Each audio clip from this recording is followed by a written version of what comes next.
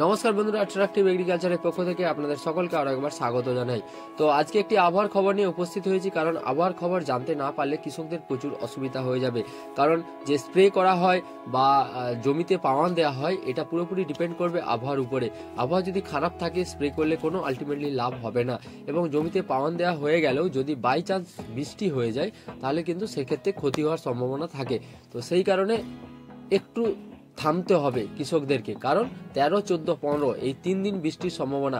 আজকে আমি 13 তারিখ থেকে 14 এবং 15 এই 3 দিনে যদি আপডেটটা তুলে ধরি আপনাদের সামনে, 13 তারিখ ও 14 তারিখ পশ্চিমের যে পশ্চিমবঙ্গ রাজ্য জুড়েই বৃষ্টি হবে, কিন্তু পশ্চিমের যে জেলাগুলোতে 13 তারিখ 14 তারিখ বৃষ্টি হওয়ার সম্ভাবনা রয়েছে। বিশেষ করে মুর্শিদাবাদ, পশ্চিম মেদিনীপুর, এই যে ডিস্ট্রিক্টগুলো রয়েছে, এই ডিস্ট্রিক্টগুলো নিয়ে সরস্বতী পুজোর দিন অর্থাৎ বুধবার বৃষ্টির সম্ভাবনা রয়েছে। 14 তারিখ প্রচুর পরিমাণে, অর্থাৎ 13 তারিখ আজকে যে ভিডিওটা আপনাদের সামনে তুলে ধরলাম আমি, আজ সকাল থেকেই দেখছি আবহাওয়ার বিরাট পরিবর্তন হয়েছে, অর্থাৎ মেঘাচ্ছন্ন পরিবেশ সকাল থেকেই বিরাজমান রয়েছে।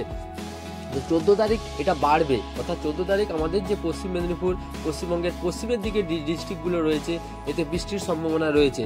এবং 15 তারিখ অর্থাৎ বৃহস্পতিবার কিন্তু একটু আরও একটু বেড়ে গিয়ে কলকাতার দিকে এটা একটু সরে যাবে, অর্থাৎ কলকাতা দক্ষিণবঙ্গের যে জেলাগুলো রয়েছে, সেই জেলাগুলোতে বৃষ্টির সম্ভাবনা রয়েছে। অর্থাৎ এই যে 3 দিন 13, 14 এবং 15, এই 3 দিন একটু দেখে শুনে আপনাদেরকে চাষের জমিগুলোকে বীজ দেওয়া বলুন বা পাওয়ানা বলুন, এগুলো একটু দেখে শুনে করতে হবে। কারণ আমি বলবো এই 3 দিন যদি না করেন তাহলেই বেটার, কারণ এই 3 দিন যে আবহাওয়ার যে সংকেত, সেটা ভারী বর্ষণের সম্ভাবনা। সেই কারণেই বলবো এই 3 দিনের পরে আপনারা কাজ শুরু করুন। আবার আশা করি কোনো ক্ষতি হবে না, কিন্তু আপনি যদি পাওয়ানটা দিয়ে দেন বা স্প্রেটা করে দেন, সেক্ষেত্রে কিন্তু কাজের কাজ হবে না। স্প্রে করার পরে ধরুন মেঘাচ্ছন্ন পরিবেশ, হঠাৎ করে বৃষ্টি হয়ে গেল, তাতে স্প্রেটা আপনার নষ্টই হবে। কারণ একদম স্প্রে করতে কতটা খরচ সাধ্য সেটা আপনারা সকলেই জানেন। সেই কারণেই বলবো একটু দেখে শুনে ব্যবহার করবেন। তো আপনার এলাকা ভিত্তিক বা আপনার এলাকার আবহাওয়া দেখেই কিন্তু করবেন। কিন্তু 13, 14 এবং 15 এই 3 দিন কিন্তু পশ্চিমবঙ্গে অর্থাৎ আমাদের রাজ্যে বৃষ্টির সম্ভাবনা রয়েছে। তো দেখে শুনে একটু চলুন, কারণ না হলে কিন্তু অনেকটাই ক্ষতি হতে পারে। তো এই 3 দিন একটু দাঁড়িয়ে যান, তারপরে আবার আপনাদের যে কাজকর্ম সেটা কন্টিনিউ করতে থাকবেন। তো এই ছিল আজকের ইনফরমেশন, এই আবহাওয়ার ছোট্ট ইনফরমেশনটি। কোথায় কোথায় বৃষ্টি হবে, কোন দিন থেকে শুরু হওয়ার সম্ভাবনা রয়েছে, কোন ডিস্ট্রিক্টে কবে হবে, জাস্ট ছোট্ট করে তুলে ধরলাম। ভিডিওটি ভালো লাগলে লাইক করবেন, কমেন্ট তো অবশ্যই করবেন।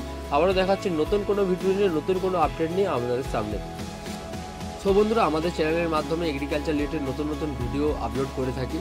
যেমন ধরুন ওষুধ সংক্রান্ত বা কোনো রোগ সংক্রান্ত বা পোকামাকড়ের আক্রমণ সংক্রান্ত, বা কোনো চাষি নতুন কোনো চাষবাস করছে বা নতুন কোনো পদ্ধতি অবলম্বন করছে এই সংক্রান্ত, বা চাষিদের বেদনা, সেটা মানুষের সামনে তুলে ধরার চেষ্টা করি। তো আপনি যদি আমাদের চ্যানেলে নতুন হয়ে থাকেন, চ্যানেলটি প্লিজ সাবস্ক্রাইব করে দেবেন ও পাশে আসা বেল আইকনটি অন করে দেবেন।